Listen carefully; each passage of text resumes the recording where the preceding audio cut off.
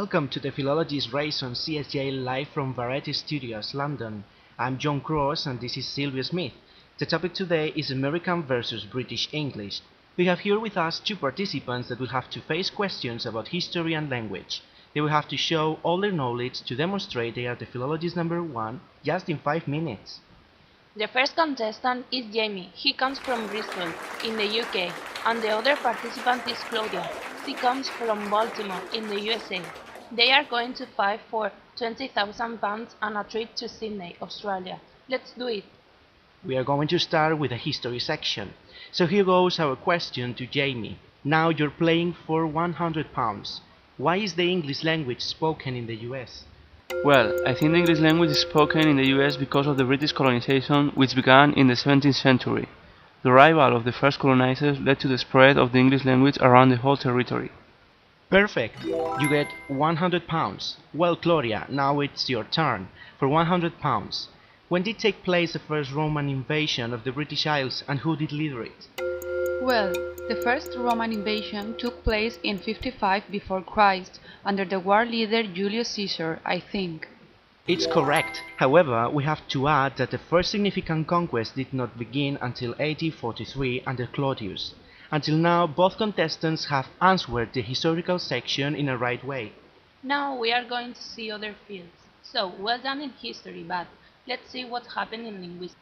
Remember that in this part, each contestant will have to answer 2 questions dealing with morphology and syntax.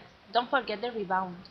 Okay then, now each question worth £200 and remember, if you fail, the other contestant has the chance to answer for £100. Can you tell us which is the suffix that sometimes is added to the past participle verb forms in American English? Well, I think it's en, like in gotten and stricken. Okay, well done. Let's go with the second question. It is best known that adverbs are more mobile than adjectives. So, why American English use of adverbs differ from British usage? I think that's because most Americans will place the adverb before the auxiliary and say you never can tell instead you can never tell. Wow, Jamie, you are very good in that section. And you, Claudia, come on. Blends are words formed by the conjunction of 2 words. So, which words form the following words? Clash, avionics, and nucleonics. Well, I suppose that class is formed by clack and crass, avionics by aviation and electronics, and nucleonic by nuclear and electronics. It is correct. This is unbelievable. Both contestants seem to know all the answers. Let's continue, Claudia. If I say, shall you come to my party next Thursday and shall rain tomorrow, what would you say in British English? It's too easy. Will you come to my party next Thursday? And will rain tomorrow? As you can see, American people use shall as a modal verb with the sense of will. And our contestants will have to answer quickly a battery of questions about spelling, phonology, definitions, and vocabulary. Before we start, let's make a recount. That's incredible. They are equal.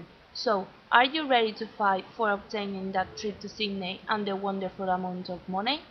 Now the questions are going to be very fast, so be ready to answer quickly. The contestant with more right answers will be today's winner. As you should know, there are differences in spelling between these 2 languages. So now, you are going to see 1 column with American words and you have to write the words in the British variety. Okay, 3, 2, 1, go! Now, Jamie, is your turn. You have to tell me the American variety. Now I'm going to tell you 5 different words in American English and you have to tell me which words British people use for them. I mean, a synonym. Are you ready? Yeah. So, let's go. Candy, sweet, cell phone, Mobile phone, fall, autumn, apartment, flat, railroad. railway.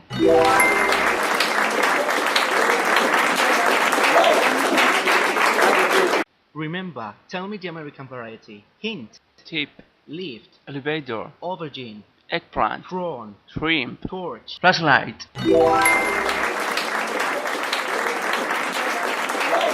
In this section, you're going to be given a definition and you have to guess the word as fast as you can. A very thin, often round piece of fried potato. Crisp. A stub or small block of rubber or felt used to erase pencil, chalk or other marks. Eraser. A piece of clothing that covers the upper body but not the arms. Vest. Waste, rubbish. Trash. A time when someone does not go to work or school but is free to do what they want. Holiday. A legal counselor, lawyer. Attorney. A car with a driver who you pay to take you somewhere. Taxi. A sport of two teams of 11 players each who kick a ball into nets at either end of a rectangular field. Soccer. A wide road built for fast-moving traffic traveling long distances. Motorway. The bill in a restaurant or bar. Check. The die is cast. This is the last step before knowing the winner. So let's start with our phonological questions. How do you pronounce the following words in British English? Door. Flower. Harmony. Metal and matter. R following vowels is lost in RP. The pronunciation of this T is softer and less aspirated or breathy than the D of British English. How do you pronounce the following words in American English? Tune. News. Tulip. Dubious. Which are the three different pitches in British English? Falling, rising and falling rising. What can you tell me about the difference between letter and letter? Well, here we have a flapping of an intervocalic T to an alveolar tap. This happens before unstressed vowels like in this example. As you have said before, the three pitches are falling, rising and falling rising. So could you read the following examples? I have nothing to add. I have nothing more to say at the moment. Some people do like them. Could you explain why do we say that American English pronunciation tends to follow spelling in a closer way than British English does? I think that's because the way Americans write is closer to the way they speak. For example, if you pronounce center, they write that center, while us British people write center. Yeah, that's correct. Oh my god, today's contest has been epic. It's the first time in the history of the program that all the answers are correct. You both have shown the philologies that you have inside. Yes, well, the program's producers are telling me what to do with this. Both contestants have the same results, so a decision has been taken. You are going to enjoy the prize together. Both of you have won the trip to Sydney.